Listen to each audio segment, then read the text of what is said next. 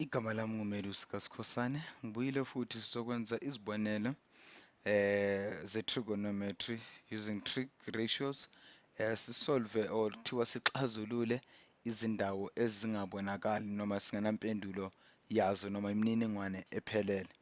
Kuthiwa laphayana acute ka-A for acute angle ka-E sinikeziwe impendulo laphayana zime kanjena. Kuthiwa sithola ama-value of 4 trigonomic ratios. Kuthiwa-ke sihlale siyenze lento kaSokhathor esihlale siyenza. Ngifuna sikuqaphela kakhulu, sifuna ukusebenza usithole ngokuthi u-A loyana ubani kahle kahle. Sosebenzisa i-angle ka-E. Sokhathor ngizofuna nje ikhala engathi ihlukile. Kwenzakalani ngale khala? Okay. Na ngiyayithola, ngizobhala nje ngale khala e-orange. Ngiyacabanga i-orange oyinjani pink. Sithi uSokhathor. Asifuneke usin. Siqale nje ngosin E. Sin E bese simnikeziwe, khumbule opposite over hypotenuse. Kepha besimnikeziwe u5 over square root sika 41. Opposite ka E u5. I-hypotenuse yethu ku right ku triangle yethu u41 squared, 41 squared ngoba uma qondana ne right angle yethu ka 90 degrees.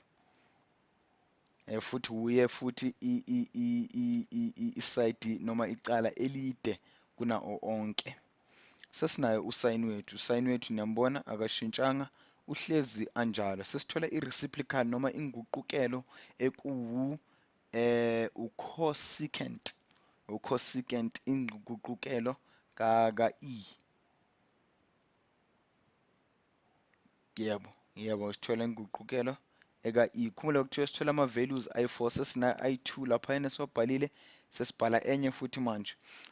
Ucosecant okuyinguqukelo ucosecant ka-E hypotenuse manje over hypotenuse over opposite square root sika 41 over 5. Akusese manje u5 over square root sika 41, kepha soku square root sika 41 over 5. Sesifuna manje ukuthola ucos ukha wethu u-adjacent over ucos ka-E, i-angle ka-E. Ukhumbule ukuthi adjacent over hypotenuse. U-adjacent wethu bani? Adjacent E wethu ukhumbule ngisengathi ngisabhala ngisazokuchaza ukuthi u-adjacent ka-E ukhumbule ukuthi angeke kuzoba hypotenuse ngoba hypotenuse sesimtholile ka-40 u41 square root sethu esesele ngayo i-angle noma iside eliseceleni kuka-E u-A laphayana. U-hypotenuse yena sesinaye i-square root sika 41. Uye u-A wethu laphayana kuma-angle kusuka kuchashaza E ufika kuchashaza F. Kepha inkinga ukuthi asina number, asina lento abayibiza i-numeric value, inombolo esisebenza ngaso. No, u-A ufana nokuthi uphawu nje lombuzo, asinampendulo ecacile. Lapho sizoqhubeka kanjalo sithemba ukuthi sizoyithola impendulo yethu. Khumbule u-A wethu uye esizomfuna esisebenza ngathi. Sesenza inguqukelo noma i-reciprocant lebesisho ka-cos okuwu-sec or secant, ngiyaxolisa, ekuwu-secant. U-hypotenuse over manje adjacent, akusasa u-adjacent over hypotenuse okuwu-41 square root sika 41 over A. Sizothola utan manje, utan ekuwu-Tor, utan ka-E oku-opposite over adjacent. Ubani opposite wethu? Opposite ka-E, angle ka-E ukhumbule sithe u5. Opposite ka-E u5 lo besimtholile eqaleni, bese naye vele u-adjacent ka-E asikamtholi, ila umphawu lombuzo noma i-question mark ewu-A laphayana. Sesizothola i-reciprocant noma inguquko ka-tan okuwu-cotan. Okuwu-cotan inguqukelo yakhe u-adjacent over hypotenuse over opposite okuwu-A over 5. Manje naku sekumele sithole u-A, sikwazi ukuthi zonke lezi ayikhala ezishoda ngo-A sizigcwalise. Ukhumbule ekuqaleni kulambuzo wethu kuthiwa for acute angle yethu sino angle E sino sin ka E is equals to lo ngijambele laphayana cotangent wethu E is equals to over 8 over 5 masiyenza ulona wethu laphayana mase simbhale ngo a over 5 kusho ukuthi usesimplifayiwe 8 over 5 wethu usesimplifayiwe useyenziwe kalula noma kangcono. Nako ufana nokuthi u8 bamdivide ka2 no4 bamdivide no10 bamdivide ka2 bathola u5. U8 kusho ukuthi mabamdivide ka2 sithola ubani u8 momdivide ka2 uthola u4 u5 u4 momdivide ka2 naye uthola u5 lo 5 ebesinaye laphayana as i-opposite angle yethu ka-E. Nayi impendulo yethu ka-A usewu4 but ke mhlambe abaningi benu aniqondanga ukuthi senze kangakanani or senze kanjani. Monga multiplier laphayana leza number zethu uzimultiply ngo5 zonke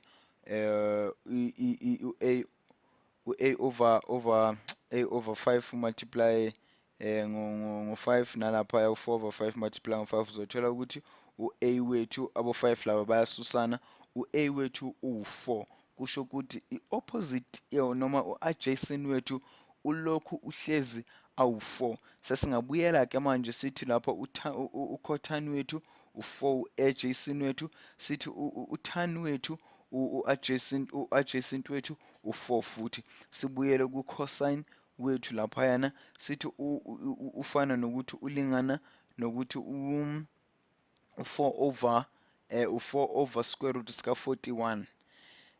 Sibuyele ku secant wethu asibuyela ku secant wethu sesigcwalisa u-a ka-adjacent loyana siyathola ukuthi uloya 4 esimtholile u-a wethu u4 square root sika 41 over 4.